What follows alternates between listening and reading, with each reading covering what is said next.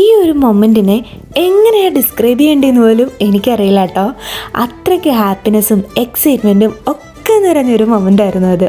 ഞങ്ങളുടെ ലൈഫിലെ ഞങ്ങളുടെ ആദ്യത്തെ കാറ്, നമ്മൾ രണ്ടും ഒന്നിച്ച് ചെയ്യുന്ന ആദ്യത്തെ ഏറ്റവും വലിയൊരു ഇൻവെസ്റ്റ്മെൻറ്റ്. കുറച്ച് വർഷം മുമ്പ് വരെ ഇങ്ങനൊരു കാറ് വാങ്ങാൻ പറ്റുമെന്ന് സ്വപ്നത്തിൽ പോലും വിചാരിച്ചിട്ടുണ്ടായിരുന്ന ഒരാളല്ല കേട്ടോ ഞാൻ.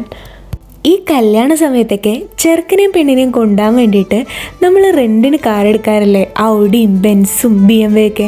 അങ്ങനെ ആയിരുന്നു എന്ന് തോന്നുന്നു ഞാനും അവസാനമായിട്ട് ഇങ്ങനെ ഒരു കാറിൽ നാട്ടിൽ വെച്ച് കയറിയിട്ടുണ്ടായിരുന്നു. അങ്ങനെ കറങ്ങി തിരിഞ്ഞ ജർമ്മനിയിലെത്തിയപ്പോഴോ ഇതൊക്കെ എവിടെ തിരിഞ്ഞാലും കാണാൻ പറ്റുന്ന കോമൺ കാറുകളായി മാറി. ഇവിടെ ഉള്ളവർക്കൊന്നും ഇതൊരു വലിയ കാര്യമേ അല്ല, പക്ഷെ ഞങ്ങളെ സംബന്ധിച്ച് ഇത് ഞങ്ങൾ ആഗ്രഹിച്ച് നേടിയെടുത്ത ഒരു വലിയ അസറ്റ് തന്നെയാണ്.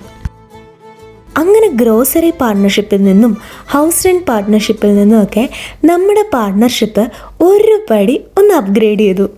ഈ വീഡിയോ ഇനി അങ്ങോട്ട് ഞങ്ങളുടെ കൂടെ എപ്പോഴും ഉണ്ടാവാൻ പോകുന്ന ഞങ്ങളുടെ പുതിയ കമ്പാനിയന് വേണ്ടിയിട്ട് ഞാൻ ഡെഡിക്കേറ്റ് ചെയ്യുന്നു.